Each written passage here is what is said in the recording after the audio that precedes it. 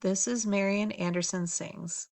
The instant Marian Anderson stepped off the train in Washington, D.C., she found herself surrounded by reporters. Questions flew at her from every side. The Daughters of the American Revolution have refused to let you sing at the Constitution Hall because you are a Negro. How does that make you feel? Are you insulted? Are you angry? What are you going to do? For many of their questions, Anderson had no answer, but the answer to the last question was clear. She would do what she had always done, what she did best. She would sing. Even as a little girl in Philadelphia, singing in her church choir, Marian Anderson knew her destiny lay in the rich, wide-ranging voice. But her father died when she was 12. Her mother worked long hours cleaning houses and taking in laundry. She earned barely enough to feed and clothe her three daughters. Music lessons for young Marian seemed just a dream, but talent alone was not enough. She needed training. A local music teacher generously offered Marian free lessons, but it was not long enough before the teacher said she taught her all she could. If Marian was really serious about music, she should go to music school. Perhaps she could win a scholarship. Marian Anderson rode the trolley downtown to the school. There, she joined a long line of excited applicants. Patiently, she waited for her turn, but when she reached the window, the clerk, a white girl her own age, looked right past her to the next person in line. She watched, bewildered, as the girl handed forms to everyone but her. Finally, she turned to Anderson and said, "What do you want?" Anderson asked for an application form. The girl stared at her coldly. "We don't take colored," she said. Shocked and hurt, Anderson walked out. At home, her mother urged her not to give up. If she was meant to sing, there would be a way. And there was. An Italian voice teacher who had trained many opera stars heard her sing and agreed to take her as a student. But his fees were more than she could possibly afford. Sadly, Anderson thanked him for his time and left. However, her friends and neighbors were not about to let our Marian miss out on such an opportunity. They put a benefit concert at the church and raised $600, enough for a whole year of voice lessons. The work was hard. Marian sang splendidly without training, but she needed to learn to control her voice like a professional. She even needed to learn to breathe differently. She practiced her exercises over and over, and she learned some new songs: Italian, German, French. At first, she simply memorized the words syllable by syllable, but how could she give true feeling to a song she didn't understand? So she had to study languages as well. Those struggles were behind her now. Touring Europe, she became a huge sensation.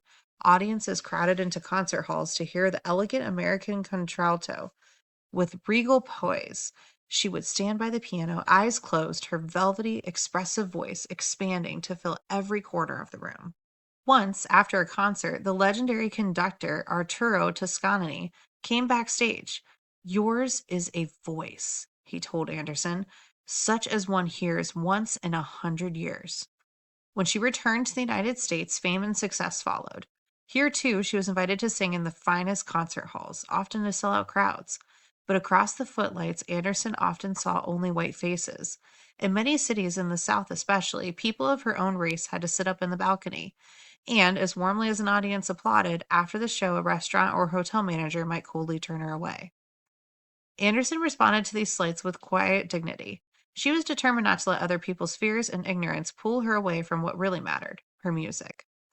The singer's popularity continued to grow. Her manager worked hard to find concert halls big enough to hold Anderson's growing audiences.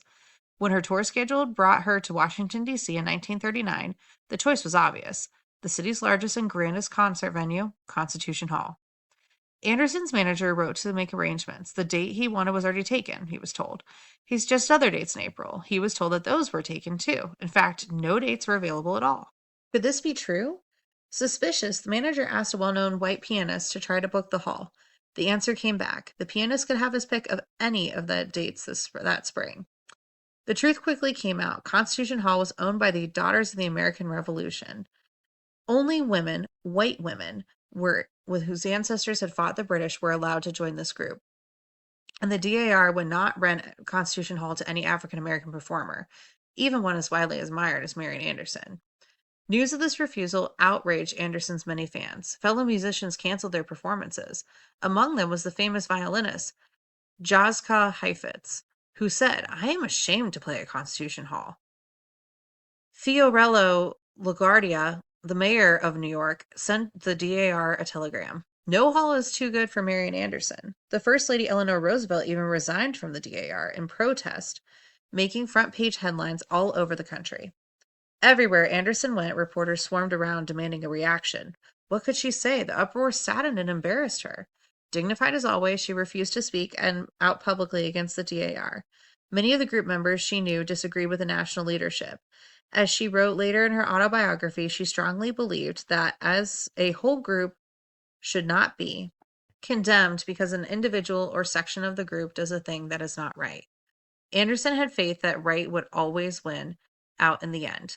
All she wanted was to make beautiful music. She was certain she would find a place to sing. Then came a surprising invitation from the United States government. How would Anderson like to sing on Easter Sunday at the Lincoln Memorial?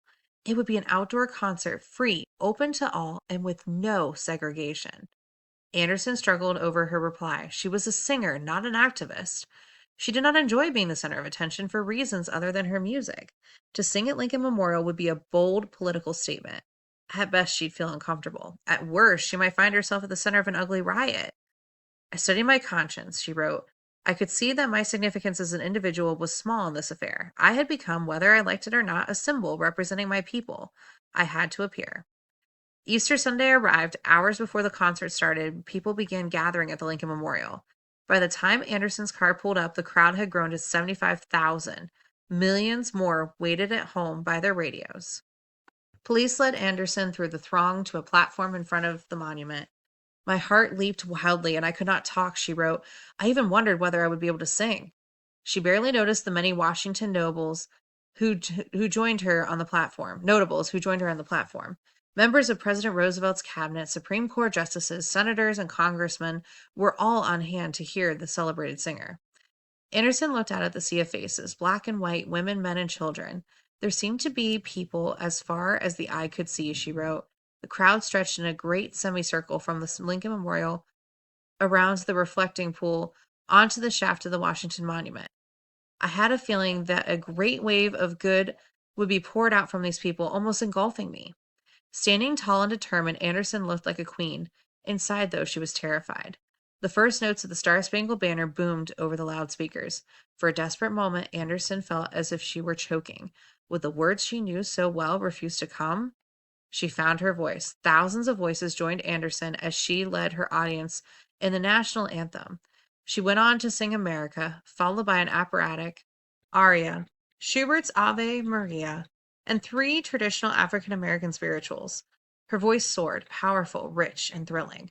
When she finished, a great roar went up. The crowd surged forward. They could not stop cheering and applauding. Of all who gathered that day at the Lincoln Memorial, no one could have been moved more deeply than Marian Anderson. Her courage and faith had been rewarded. America had reached out to embrace one of the greatest singers. I am overwhelmed, Anderson told the crowd. I can't tell you what you have done for me today. I thank you from the bottom of my heart again and again.